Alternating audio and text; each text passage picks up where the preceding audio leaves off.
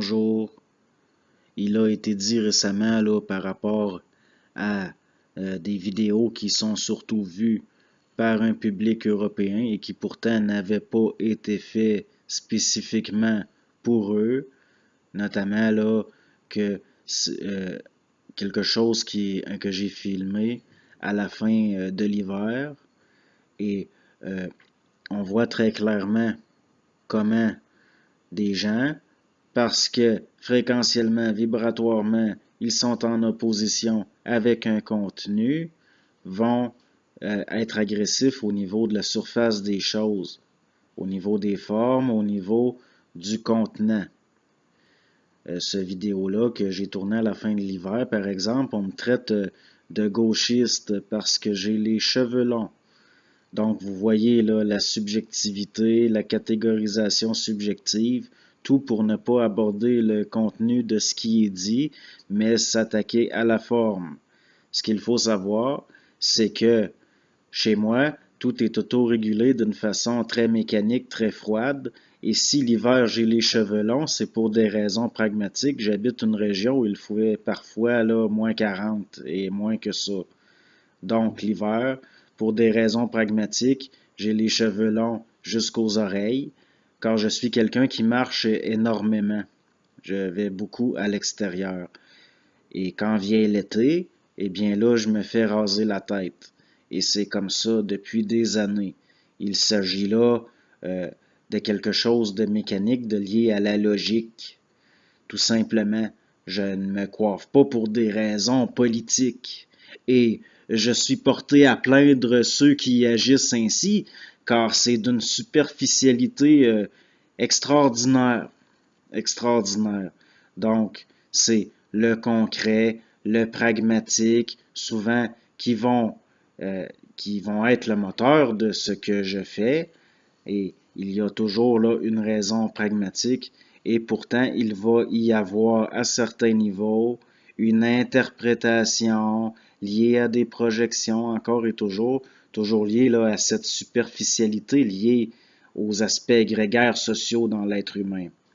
Comme par exemple, certains ont dit que j'ai l'air d'un franc-maçon, alors que depuis que je suis sur YouTube, j'ai toujours dit la même chose, à savoir que les gens qui vont se faire initier dans des collectifs, des groupes fermés, sont des individualités incomplètes, que j'ai toujours dit que les collectifs à ce niveau-là, au niveau là, de rituels ridicules et d'habillements dignes d'une mascarade, sont le reflet d'une compensation et que quelqu'un qui entre dans ce genre de choses-là, il lui manque un morceau, ce n'est pas un individu complet. Et jamais, jamais des groupes comme les francs-maçons, par exemple, n'accepteront dans leur rang quelqu'un qui tient un tel discours. Et aussi, il faut ensuite écrire, avant d'être reçu, faire son testament philosophique. Et vous pouvez être certain qu'il ne digérerait pas le mien.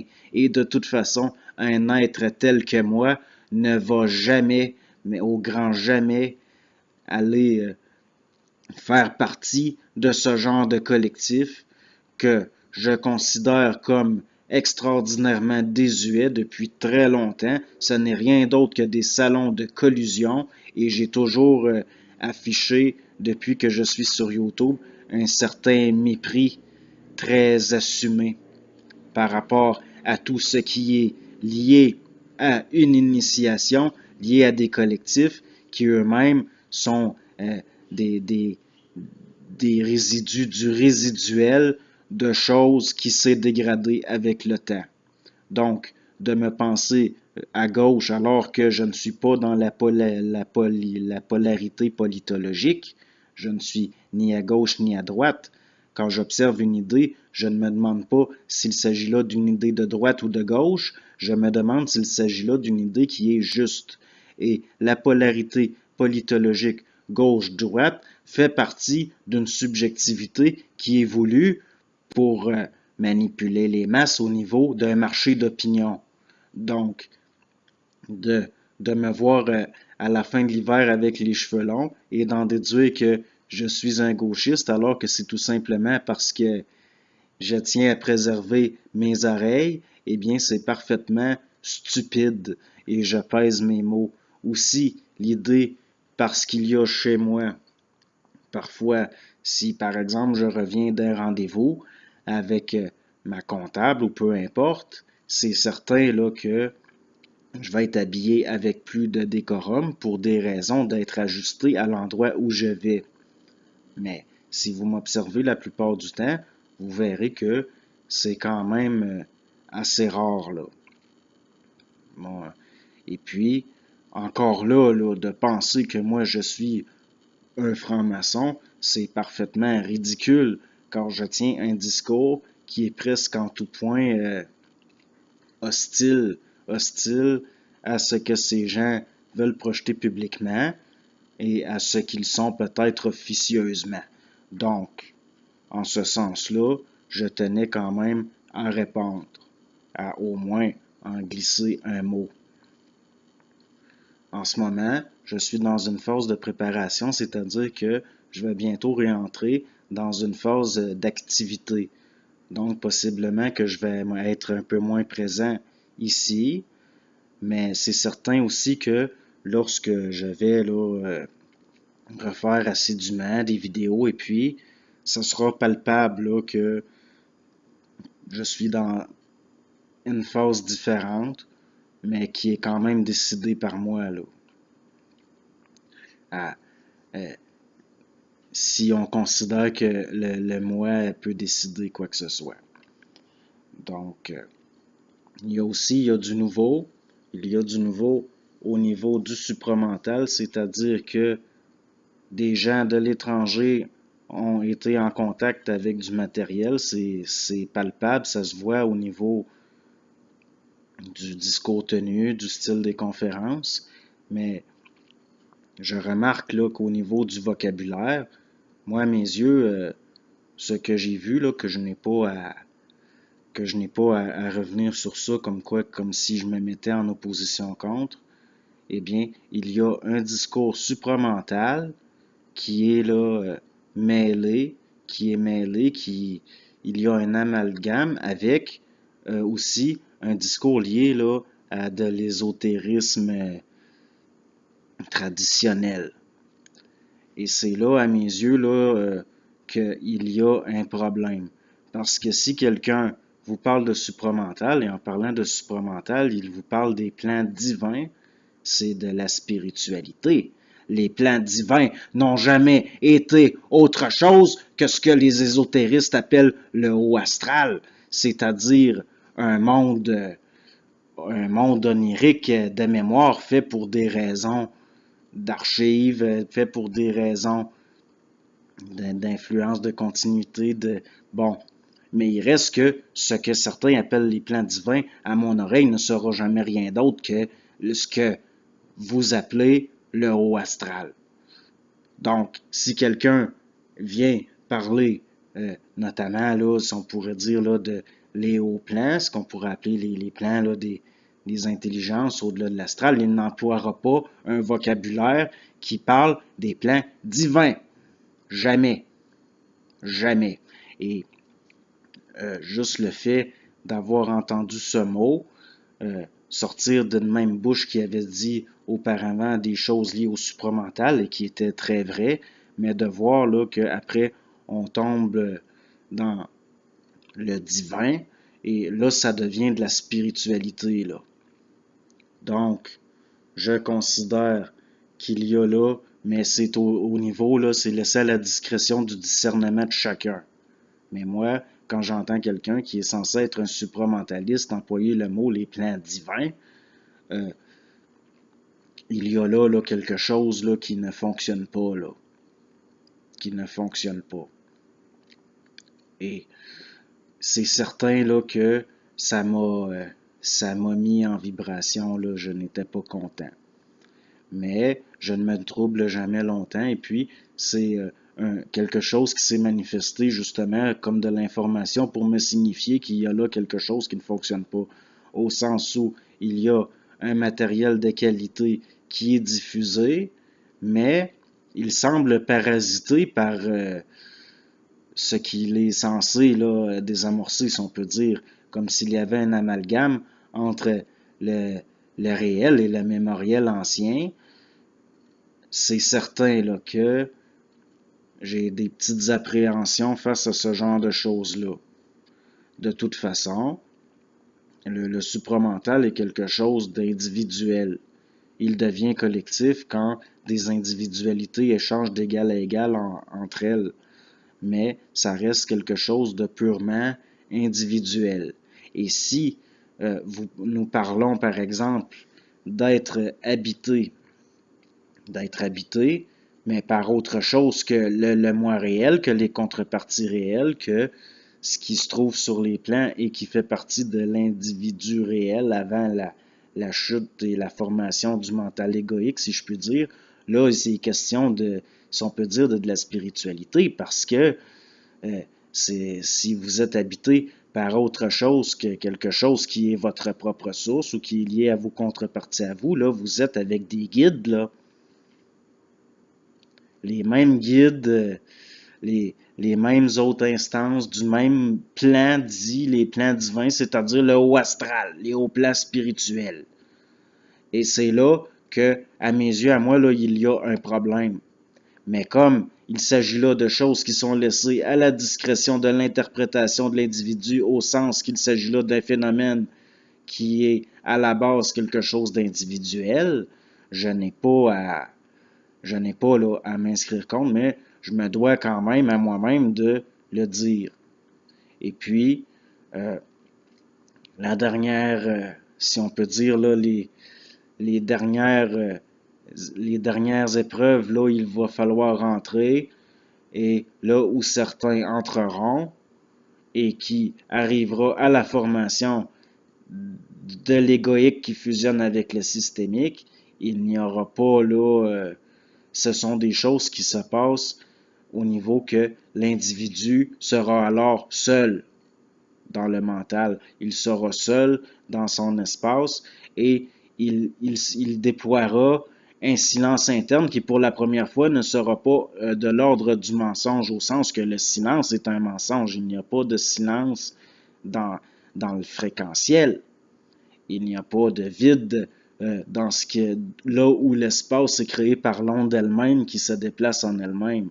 Donc, certains, au cours des décennies à venir, devront accepter qu'ils devront passer un certain temps absolument seuls dans leur mental, au niveau d'un silence réel qu'ils généreront eux-mêmes pour des raisons d'ajustement, pour des raisons de gestation, par rapport à des phases qui viennent par après et dont je ne peux même pas parler, là, dont je n'ai pas idée moi-même. Même là, jusqu'à un certain point, là, j'entre dans la parole de choses que je n'ai pas étudiées concrètement, mais que sur le moment, sur le coup, je sais que ça, c'est ça.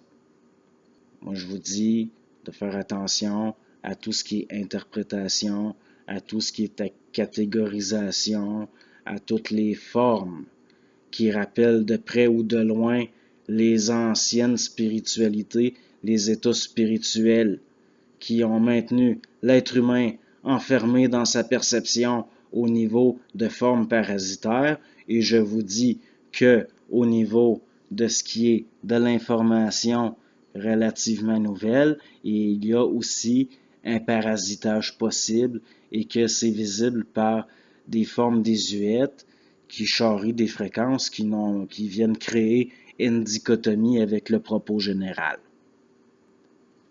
Donc, c'est quand même facile à repérer quand on est rendu à le voir. Et puis, comme je dis, c'est laissé à la discrétion de chacun. Autre chose que j'aimerais ajouter, vous verrez ceux qui sont là, qui s'intéressent à ces choses par rapport au supramental au Québec, vous verrez prochainement, j'ai accordé un entretien avec quelqu'un qui est dans le milieu. Par après, je mettrai le lien si jamais c'est possible que ce soit diffusé sur YouTube, car vu la piètre qualité de mon micro au niveau d'un entretien à distance, peut-être que le montage ne sera pas d'une qualité suffisante pour que ce soit diffusé. Mais au cours de cet entretien, il a encore été question d'opposition éthique par rapport à ce que j'avais fait lié là à M. Macron, la prophétie Macron-Froubert, qui n'en est pas une, en tout cas pas à mon niveau. Moi, je ne fais pas de prophétie à ce niveau-là. Eh bien, il y a encore des oppositions éthiques. Si vous écoutez bien, parce que là, il est question que tout ça pourrait, là, et j'emploie des expressions liées là, à ce qui est dans le milieu, là, que ça pourrait aider à, entre guillemets, là, astraliser des gens pour des raisons de pédagogie douteuses. Si vous réécoutez comme il faut la vidéo, vous verrez que je ne suis jamais dans l'assertion. Je ne suis jamais dans l'assertion. Je dis que M. Macron semble réaliser une prophétie et à la fin, je parle de hasard, là, entre guillemets.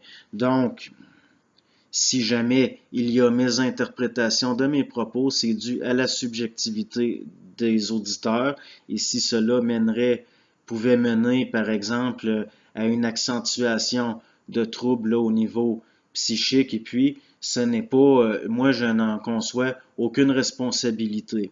Je n'en conçois aucune responsabilité et je n'en ressens aucune culpabilité. Et d'ailleurs, à ce niveau-là, je n'ai aucune culpabilité jamais. La culpabilité étant, comme par exemple au niveau là, du karmique, qui on pourrait considérer comme une systématisation de la culpabilité au niveau de forme dans le mental de l'être humain. Moi, je ne tiens jamais compte de ça. Moi, le karmique et puis ces choses-là, je ne me situe pas dans ça. Cela fait partie de systèmes spiritualistes et puis bon, je conçois qu'il y a des gens qui y croient, l'activent et ils sont assujettis. Donc, je fais ce que je peux pour que ces choses-là ne s'activent pas et je n'en tiens pas compte. Il s'agissait là, et au niveau là, des résultats, je considère quand même que c'est concluant et que j'ai bien fait. Et jamais, au grand jamais, je ne vais changer d'idée par rapport à ça, au niveau que ce que je dis là, je ne le pense pas, je le vois. Donc, il n'y a là aucun problème. Il y a aussi le fait qu'il y a en ce moment là dans le supramental des choses qui commencent peut-être à prendre un peu des formes doctrinales, des formes au niveau là idéologique quasiment, comme par exemple l'idée que toute pensée se doit d'être acheminée par d'autres plans que les contreparties qui activent l'ego. Là, il y a un problème, car à mes yeux, il est possible de ne plus penser au sens non pas juste de sortir du mental réflectif, mais au sens où aucune entité extérieure aux contreparties de l'ego en lui-même au niveau de ce qui est entre sa source et lui n'y acheminera de pensée. C'est-à-dire que l'être intégral s'acheminera dans ses propres archives et il n'aura pas à se faire acheminer d'informations par quoi que ce soit d'extérieur à lui-même. Il y a là une nuance terrible, terrible. Et aussi, le discours que je tiens, entre guillemets, discours, je n'ai pas vu là, au niveau là, de tout ce qui a été écrit dans le supramental qui disait quoi que ce soit. De toute façon, si il ne sortait pas là, de ma démarche du nouveau, je ne m'y adonnerais pas. Je ne m'y adonnerais pas. Donc, au niveau là que l'être intégral ne pensera pas, ce n'est pas simplement qu'il sortira juste du mental réflectif, mais qu'il continuera à se faire acheminer des pensées par des plans externes à lui-même, puisque lui-même est multidimensionnel, il s'acheminera dans ses propres archives. Et donc, en ce sens-là, je rejette tout guide, je rejette je rejette tout initiateur cosmique ou peu importe la forme que vous donnez à ça. Et au niveau de ce qui a été appelé le double, ce qui est à mes yeux quasiment une forme qui avec le temps est presque devenue doctrinale, le double à mes yeux n'est rien d'autre qu'une entitésation du cosmique. Et à la mort, ce dernier est dissous. Donc, cette entitésation-là, à mes yeux, est un magouilleur expérimental qui magouille de l'expérience. Donc, de son vivant, l'être intégral intégrera l'ego. Il intégrera l'ego au sens où le double ne sera pas dissous à la mort, il sera dissous du vivant de l'ego. De toute façon, la conscience égoïque n'existe que sur le plan matériel encore et le reste n'est que des échos archivés au niveau des plans. Donc, de son vivant, l'être intégral va dissoudre le double, il l'intégrera. Et à mes yeux, cette chose-là, cette entitésation, moi, rendu à un certain point, j'ai cessé toute identification à ça, au sens où toute manifestation dans mon mental qui dirait provenir de l'ego sera immédiatement toute manifestation dans le mental qui serait identifiée comme provenant du double est immédiatement rejetée. Et j'aurai toujours une opposition totale envers ce que vous appelez le double, car cette entitésation du cosmique doit être intégrée et être dissoute du vivant de l'ego au niveau là, de la conscience égoïque. Donc, je ne parlerai pas de cette chose qu'on appelle le double. À mes yeux, il s'agit d'une forme qui sera détruite et qui doit être détruite, même au niveau du langage. Mais là, je m'exprime en mon nom au niveau de ce que je dis moi et je laisse ça à la discrétion de chacun. Vous pouvez en parler, ce n'est pas moi qui va vous désapprouver. Mais moi, je ne veux rien savoir de cette entitésation autoritaire qui ne sert qu'à créer de l'expérimental et qui doit être réintégrée et dissoute avant la mort. Ce sera une étape importante et je sais au moment où je le dis que ça, c'est ça. Donc, fuck le double, puis fuck toutes ces affaires-là. Ça, c'est ma position. Pour une question là d'y aller mollo un peu, mais ce qui parvient du double, moi, au niveau du systémique, c'est-à-dire de lois, de lois qui sont simplement des lois de matériaux, de mouvements, bon, le systémique est au-delà du plan mental. Le systémique est au-delà du plan mental et l'être humain ne verra pas les voiles tomber un à un devant ses yeux. Il devra les déchirer du bout de ses doigts. Il devra les déchirer du bout de ses doigts et il devra intégrer les formes qui sont dans le chemin entre lui et sa source. Et ça, c'est inévitable. C'est inévitable. Il devra désamorcer toute émotivité animale dans son mental pour s'acheminer dans le systémique. Et il n'est pas question de se faire acheminer de l'information par quelque chose d'extérieur à lui, mais de s'acheminer lui-même dans l'information et enfin d'être libre. Bonjour.